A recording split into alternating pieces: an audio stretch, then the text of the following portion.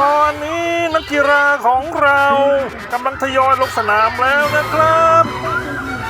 ขอเสียงปรบมือและเสียงกรี๊ดด้วยครับขอบคุณครับสำหรับเสียงกรี๊ดนะครับ